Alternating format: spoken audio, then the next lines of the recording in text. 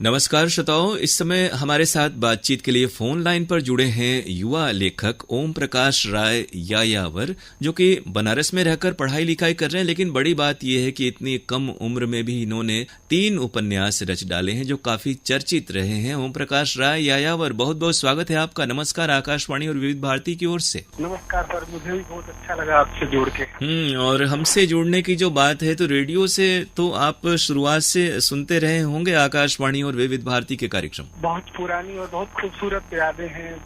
Radio मेरे जीवन में बहुत महत्वपूर्ण रोल अदा किया है रेडियो ने। जी जी। और मैं काफी भावुक हो गया हूँ याद करके उन पलों को, क्योंकि अगर रेडियो को मैं अपने आप से अलग कर दूं तो मेरे हिस्से में कुछ बचेगा ही नहीं। अच्छा, आकाशवाणी से ये फायदा है कि पढ़ाई लिखाई जो करने वाले युवा हैं, छात्र हैं, विद्यार्थी हैं या तैयारी वाले हैं, उन्हें मनोरंजन के साथ साथ ज्ञानवर्धन की बातें भी मिलती हैं। और रेडियो डिस्टर्ब नहीं करता टेलीविजन के मुकाबले। आपको ये नहीं कहता कि सब कुछ छोड़ करके आप रेडियो के प्रोग्राम सुने। आप बहुत कुछ करते हुए भी रेडियो के प्रोग्राम चलते रहते हैं। और कई लोग तो हैं जो जिनकी पढ़ाई लिखाई में गीत संगीत मदद करता है। हाँ, मैं इस बात को मैंने बहुत गंभीरता से महसूस किया है कि रेडियो के साथ कोई डिस्टर्बेंस वाली बात नहीं है। और अब पढ़ाई के साथ साथ रेडियो भी चल रहा है तो आदमी और इंजॉय करता है अच्छे से। लिखने के समय मैं रेडियो जरूर बजाता हूँ, और खासकर विविध भारती और वाराणसी तो मैं बचपन से सुन रहा हूँ। मेरे गाँव में इतनी अच्छी, मैं रहने वाला आरा का हूँ, बिहार जी जी। का, और मेरे गांव तक बड़ी अच्छी सिग्नल आती थी बनारस की। पटना से बेहतर, पटना में ही साफ सुनाई देता था। जी जी। तो मैं बचपन से आपको सुन रहा हूँ, आप मेरे रोल मॉडल हैं। इतना और अच्छा ये कहें कि अब लिखने की चर्चा चल पड़ी है, तो आपने बड़े ही कम समय में अपनी एक अहम पहचान बनाई है अपने उपन्यासों के जरिए। तो अपनी ये जो कथा साहित्य यात्रा है, इसके बारे में हमारे श्रोताओं को कुछ बताएं। कैसे शुरुआत हुई और क्या क्या रच डाला है आपने, और क्या प्रतिक्रियाएं रही हैं पाठकों की अब तक? हाँ सर, वो लिखने की शुरुआत में बचपन से ही लिखने की कोशिश करता था जी।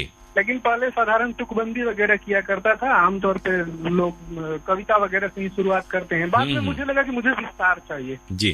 तो फिर मैं लिखने लगा, और सबसे उसमें महत्वपूर्ण ये रहा कि एकाएक मुझे बनारस शिफ्ट होना पड़ा। ये मेरे लिए और फायदे का वो हुआ और काफी इंस्पिरेशनल हुआ जी।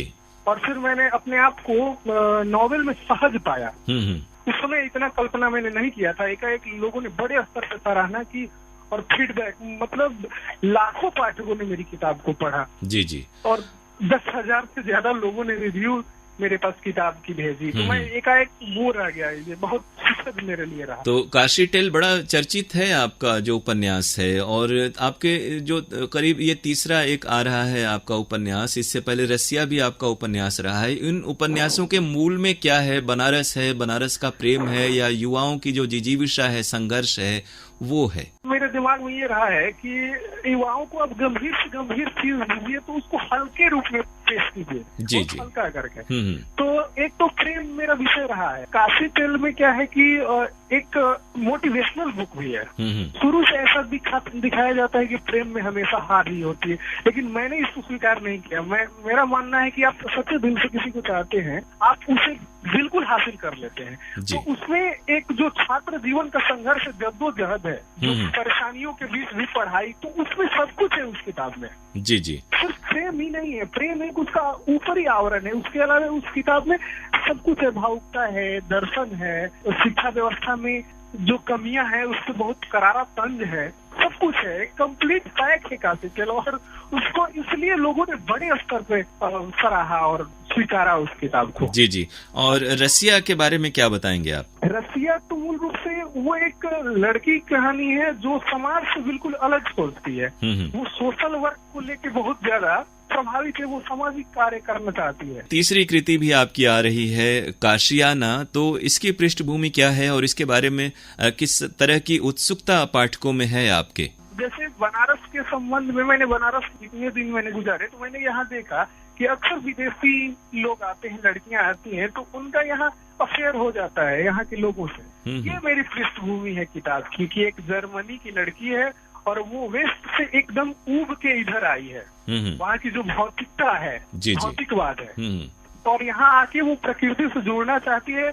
यहाँ की हर चीज उसे अच्छी लगती है। इसी को मैंने वो बनाया है। और संयोग से यहाँ उसे एक बीएचयू के लड़के से उसकी मुलाकात हो जाती है और फिर अच्छी दोस्ती हो जाती है। और वो जीवन को नए तरीके से शुरू करना चाहते हैं। तो बहुत ही रुचिपूर्ण है और उम्मीद करें कि आपके जो खास पाठक वर्ग आपने बनाए हैं उन्हें ये बहुत पसंद आएगी आपकी ये कृति। ये कहें कि आपने खुद किन रचनाकारों को पढ़ा, किन से प्रेरित हुए, प्रभावित हुए? और एक बात और होती है कि हिंदी को लेकर के, भाषा को लेकर के एक नई हिंदी भी चल पड़ी है, तो आप इस जबान, व्याकरण, भाषा को लेकर के क्या महसूस करते हैं? कितनी शुद्धता और इसकी जो तमाम जो व्याकरण की बातें हैं उसका कितना ख्याल नई पीढ़ी को रखना चाहिए? नहीं, व्याकरण से तो दूर नहीं होना चाहिए, लेकिन आम बोलचाल की भाषा में भी लिखी जानी चाहिए। और पहले भी लिखा जाता था, जब गंभीर साहित्य का दौर था उस दौर में भी गुलशन नंदा, रानू, प्रेम वाजपेयी वगैरह, दत्त भारती जैसे बहुत नाम हुआ करते थे जो आम लोगों की भाषा में लिखते थे और बड़े लोगों तक उनकी पहुंच होती थी। जी जी। उन्होंने हिंदी को एक विस्तार दिया। तो जरूरी नहीं है कि हर लेखक हिंदी का विकास ही करे, विकास न कर सके कम से कम वो विस्तार दे सके, ये भी एक बड़ी बात है। बिल्कुल। और सोच स्पष्ट होनी चाहिए। ये अच्छा है कि आपकी सोच स्पष्ट है। ये हमने कहा कि आपने किन रचनाकारों को पढ़ा जिनसे आप प्रभावित हुए? प्रेमचंद, शरतचंद्र और फिर इंग्लिश में आर.के. नारायण, ये 3 लोग मेरे बहुत पसंदीदा लेखक हैं। इसके अलावे वो जो पॉपुलर राइटिंग जिसको कहा जाता था, यद्यपि कि मैं पॉपुलर नहीं कहूंगा, अच्छी राइटिंग वो भी थी। गुलशन नंदा को भी मैं बहुत पसंद करता था। खुद पढ़ते लिखते हुए और अपने जो आजीविका, रोजी रोजगार, शिक्षा, अध्ययन में रहते हुए इतना वक्त और इतना समय कैसे निकाल पाते हैं? करियर को लेकर क्या सोचा आपने, या फिर बतौर लेखक ही अपने को स्थापित करना चाहते हैं? आधे अधूरे ढंग से तो मैं स्थापित हो चुका हूँ। जी जी। मुझे लग रहा है कि एक ही काम को व्यक्ति को शिद्दत से करना चाहिए। हाँ। ऐसा करे कि वो 100 डिग्री तापमान पे उबलने लगे, तभी जो है वो वाष्पीभूत होगा। तो लेखन को कितना वक्त देते हैं? क्या दिनचर्या होती है? और क्या निरंतर लिखते रहते हैं? जैसे एक कृति पूरी हुई तो अगले में लग जाते हैं, इतने बीच में आपको उसकी जो ईंधन, ऊर्जा या जो मसाला होता है लिखने के लिए वो मिल जाता है? लिखना मैं निरंतर नहीं करता हूँ, पढ़ना निरंतर होता रहता है। जी जी। अपने समकालीन रचनाकारों में जो आपकी तरह के जो लेखक हैं, जैसा आपने बताया, किनको पढ़ते हैं? मैं पढ़ता लगभग सभी को हूँ, छोड़ता किसी को नहीं हूँ। कोई भी नई किताब पता चलती है तो मैं उठा के लाता हूँ और पढ़ता हूँ और देखने की कोशिश करता हूँ कि क्या है। जी जी। और मेरे साथ एक बात है कि जिसकी भी चीज, चाहे वो कोई भी हो, अच्छी लगती है तो मैं तारीफ करने जरूर पहुँच जाता हूँ और बता देता हूँ कि भाई आपकी ये रचना मुझे अच्छी लगी। जी जी। और ये बताएं, आपकी जो 2 कृतियां आ चुकी हैं, खासतौर से काशी टेल बहुत ही चर्चित है, तो किन ऐसे खास लोग, कोई ऐसा अवसर जो जिसकी आपकी तारीफ आपके दिल को छू गई हो, जिन्होंने इसको पढ़ करके कुछ ऐसी बात कही हो?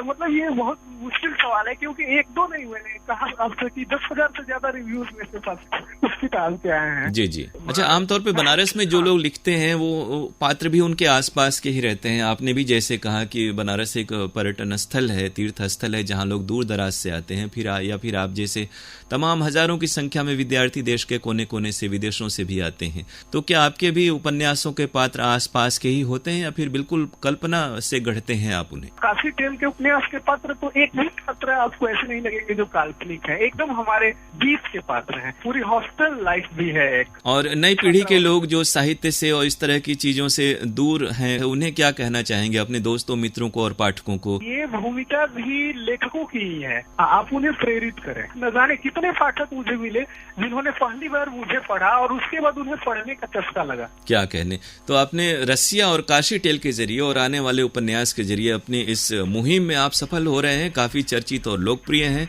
बड़ा ही उपयोगी आपसे बातचीत हुई, हम बहुत बहुत शुक्रिया आपको कह रहे हैं। उम्मीद है ये बातचीत श्रोताओं को पसंद आएगी और आपकी कृतियों में उनकी जिज्ञासा बढ़ेगी। बहुत बहुत शुक्रिया। ओम प्रकाश राय, यायावर जी, आकाशवाणी और विविध भारती वाराणसी की ओर से नमस्कार। नमस्कार सर, बहुत अच्छा लगा, मुझे बहुत खुशी हुई।